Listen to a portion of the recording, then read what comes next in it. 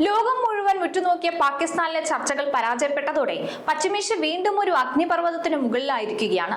നിലവിൽ പ്രഖ്യാപിക്കപ്പെട്ട 2 ആഴ്ചത്തെ വെടിനിർത്തൽ ഒരു ശാശ്വത സമാധാനത്തിനുള്ള വഴിയാണോ അതോ വരാനിരിക്കുന്ന മഹാപ്രളയത്തിന് മുന്നോടിയായിട്ടുള്ള നിശബ്ദതയോ? സമാധാനത്തിന്റെ വെള്ളരിപ്രാവുകൾ പറന്നിറങ്ങുമെന്ന് കരുതിയ സെറീന ഹോട്ടലിലെ ചർച്ചകൾ വഴിമുട്ടിയതോടെ നയതന്ത്രത്തിന്റെ മേശപ്പുറത്ത് നിന്ന് യുദ്ധക്കളത്തിലേക്ക് ദൂരം കുറയുകയാണ്. ഹോർമൂസ് കടലിടുക്കിൽ കറുത്ത പുക ഉയരുമ്പോൾ അത് ആഗോള സാമ്പത്തിക വ്യവസ്ഥയെ തന്നെ തകർത്തെറിയുന്ന ഒന്നായി തീരും. വരും ദിവസങ്ങളിൽ യുഎസും ഇറാനും പുറത്തെടുക്കാൻ പോകുന്ന തന്ത്രപരമായ കരുനീക്കങ്ങൾ ലോകത്തിന്റെ ഭാവിയെ എങ്ങനെയൊക്കെ മാറ്റിമറിക്കും എന്ന ചോദ്യം ഇപ്പോൾ ഉയരുന്നു. 2 ആഴ്ചത്തെ വെടിനിർത്തൽ പ്രഖ്യാപനം താൽക്കാലിക ആശ്വാസമാണെങ്കിലും ഇസ്ലാമാബാദിലെ ചർച്ച പരാജയപ്പെട്ടതോടെ യുഎസും ഇറാനും തമ്മിലുള്ള സംഘർഷം വീണ്ടും നിർണായക ഘട്ടത്തിലേക്ക് നീങ്ങുകയാണ്. യുദ്ധം ഒഴിവാക്കാനുള്ള ശ്രമം പോലെ തോന്നുന്ന ഈ വെടിനിർത്തൽ യഥാർത്ഥത്തിൽ വലിയ തീരുമാനങ്ങൾക്ക് മുമ്പുള്ള ഇടവേള മാത്രമാണെന്നാണ് ഇപ്പോഴത്തെ വിലയിരുത്തൽ. ഇനി യുഎസും ഇറാന്റെയും മുന്നിലുള്ള സങ്കീർണമായ ചില നീക്കങ്ങളാണ്. 2 ആഴ്ചത്തെ വെടിനിർത്തൽ അവസാനിക്കാൻ ദിവസങ്ങൾ മാത്രമുള്ള സാഹചര്യത്തിൽ ഇരുപക്ഷവും പരിഗണിക്കാൻ സാധ്യതയുള്ള മാർഗങ്ങളെക്കുറിച്ച് നമുക്കൊന്ന് ചർച്ച ചെയ്യണം.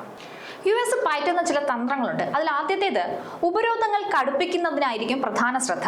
ഇറാന്റെ എണ്ണ കയറ്റുമതി പൂർണ്ണമായും തടസ്സപ്പെടുത്തുന്ന രീതിയിലുള്ള കടുപ്പമേറിയ സാമ്പത്തിക ഉപരോധങ്ങൾ യുഎസ് കൊണ്ടുവന്നേക്കാം. രണ്ടാമത്തേത് നിലവിൽ ഇറാനെ വലയം ചെയ്തിരിക്കുന്നത് പോലെയുള്ള നാവിക ഉപരോധം തുടരാം. ഹോർമൂസ് കടലിടുക്കും സമീപ പ്രദേശങ്ങളിലും കൂടുതൽ യുദ്ധ കപ്പലുകൾ വിന്യസിച്ച് ഇറാന്റെ നീക്കങ്ങളെ നിരീക്ഷിക്കാനും നിയന്ത്രിക്കാനും യുഎസ് ശ്രമിക്കും. മൂന്നാമത്തേത് ഔദ്യോഗികമായും അനൌദ്യോഗികമായും നയതന്ത്ര മാർഗങ്ങൾ വഴിയുള്ള ശ്രമങ്ങൾ തുടർന്നേക്കും.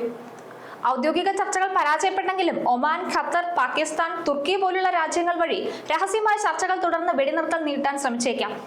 നാലാമത്തേത് സൈനിക നീക്കം പരിമിതമായ നിലയിൽ തുടർന്നേക്കും. ഇറാന്റെ ആണവ കേന്ദ്രങ്ങളെയോ സൈനിക താവളങ്ങളെയോ ലക്ഷ്യം വെച്ചുള്ള കൃത്യമായ ആക്രമണങ്ങൾ ഒരു അവസാന ശ്രമമായി യുഎസ് നടത്തിയേക്കാം. ഇനി ഇറാന്റെ മുന്നിലുള്ള വഴികളെ കുറിച്ചാണ് പറയുന്നത്. യുഎസിന്റെ സമ്മർദ്ദത്തിന് വഴങ്ങില്ല എന്ന ഉറച്ച നിലപാടിലാണ് ഇറാൻ. അപ്പൊ ഇറാന്റെ ആദ്യത്തെ വഴി ചർച്ചകളിൽ പുരോഗതിയില്ലാത്ത സാഹചര്യത്തിൽ യുറേനിയം സമ്പുഷ്ടീകരണത്തിന്റെ തോത് വർദ്ധിപ്പിച്ച് പാശ്ചാത്യ രാജ്യങ്ങളെ സമ്മർദ്ദത്തിലാക്കാൻ ഇറാൻ ഒരുപക്ഷെ ശ്രമിക്കും.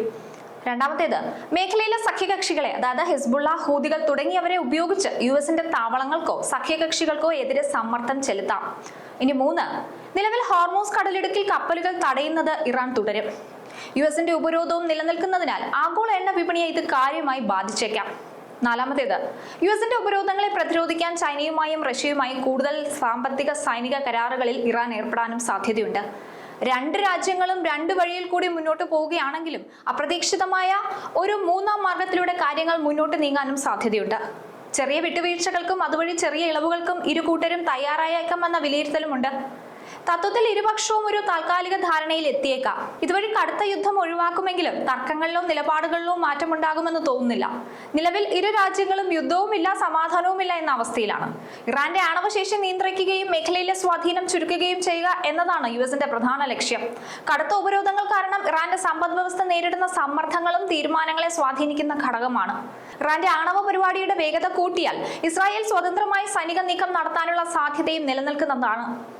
അമേരിക്കൻ ആഭ്യന്തര രാഷ്ട്രീയ സാഹചര്യങ്ങളും യുഎസിന്റെ നീക്കങ്ങളെ സ്വാധീനിക്കുന്ന ഘടകമാണ്. അടുത്ത 2 ആഴ്ച വളരെ നിർണായകമാണ്. അതിനുള്ളിൽ തീരുമാനം ഉണ്ടായില്ലെങ്കിൽ സംഘർഷം വീണ്ടും രൂക്ഷമായേക്കാം. ടാങ്കർ ആക്രമണമോ നാവിക ഏറ്റുമുട്ടലോ പോലുള്ള ചെറിയ സംഭവങ്ങൾ പോലും വലിയ യുദ്ധത്തിലേക്ക് നയിക്കാം. ഹോർമൂസ് കടലിടുക്കിലെ സംഘർഷം ആഗോള സാമ്പത്തിക പ്രതിസന്ധിക്ക് തന്നെ കാരണമായേക്കാം. ആഗോള ഊർജ്ജ വിപണിയെ ആയുധമാക്കുന്നതിന് തുല്യമായി വേണം ഇറാന്റെ ഹോർമൂസ് നിയന്ത്രണത്തെ കണക്കാക്കാൻ. ഇന്ത്യ അടക്കം എണ്ണ ഇറക്കുമതി ആശ്രയിക്കുന്ന രാജ്യങ്ങൾക്കും യൂറോപ്പിനും ഹോർമൂസിന്റെ ആഘാതം നേരിട്ട് അനുഭവപ്പെടുന്നതാണ്. അതേസമയം ചൈനയും റഷ്യയും പോലുള്ള രാജ്യങ്ങൾ ഈ സംഘർഷത്തിൽ നേരിട്ട് പങ്കെടുത്തിട്ടില്ലെങ്കിലും എണ്ണവില വർധനയും പാശ്ചാത്യ ശ്രദ്ധ തിരിയുന്നതും ഇവർക്ക് തന്ത്രപരമായി നേട്ടമായി മാറാനും സാധ്യതയുണ്ട്. വെടിനിർത്തൽ മാത്രമാണ് നിലവിലുള്ളത്.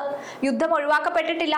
യുഎസിന്റെയും ഇറാന്റെയും അടുത്ത ചുവട് എന്താണെന്നുള്ളത് ഏറെ നിർണായകമാണ്.